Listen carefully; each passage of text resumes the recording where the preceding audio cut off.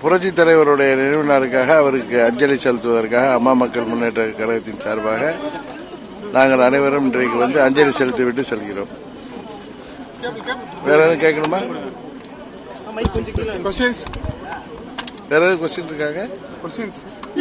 வரும் தேர்தலை எப்படி சார் பாக்குறீங்க? வரும் தேர்தலை இது திமுக கூட்டணியை வீழ்த்துகின்ற தேர்தலாக தேசிய ஜனநாயக கூட்டணி தமிழ்நாட்டில் ஒரு மக்களாட்சியை அமைக்கின்ற தேர்தலாக அமையும். அது அவருடைய ஆசையை சொல்றாரு. ஆனா நிச்சயம் தமிழ்நாட்டு மக்கள் திமுக ஆட்சி மீது மிகுந்த கோபத்திலையும் வருத்தத்திலையும் இருக்காங்க.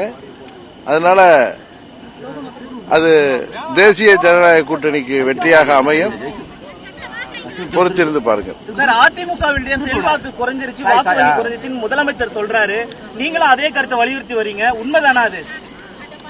பழனிசாமி தலைமையில புரட்சி தலைவர் கண்ட வெற்றி இயக்கம், அம்மா அவர்கள் கட்டி காத்த இயக்கம் இன்றைக்கு நாளொரு மேலையும் பொழுதொரு வண்ணமாக பலவீனமாயிட்டு வருது.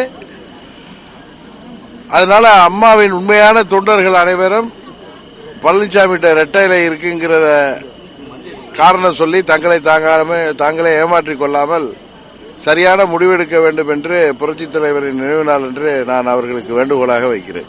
2026 அதிமுக ஆட்சி அமையும் சொல்லிட்டு எல்லாரும் சொல்றாங்க. ஓபிஎஸ்ல இருந்து சசிகலா, எடப்பாடி பழனிசாமி, அதுக்கு சாத்தியம் இருக்கா?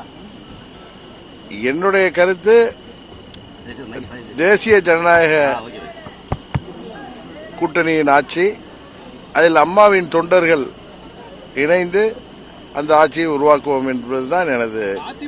வாக்கு வங்கி குறைஞ்சிருக்குன்னு சொல்லியிருக்காங்க. அதான் சொன்னேன். பழனிசாமி தலைமையில நாளொரு மேலையும் பொழுதொரு வண்ணமாக அது பலவீனமாயிட்டு வருதுங்கிறது தான் எல்லாருக்கும் தெரிஞ்ச விஷயம் தானே. அதிமுகவை ஒருங்கிணைக்கக்கூடிய பணியில் டிடிவி தினகரன் இருக்கிறார் அப்படின்னு சொல்றாங்க. டெல்லி எல்லாம் போயிட்டு வந்திருக்காரு. அந்த ஒருங்கிணைப்பு பணியில கிங் மேக்கரா நீங்க இருக்கீங்களா? டெல்லிக்கு நான் போனது எனது தனிப்பட்ட முறையில ஒரு பயணம். நான் என்றைக்கு கிங் மேக்கரெல்லாம் இருந்ததில்லை. நான் சாதாரண தொண்டன் தான்.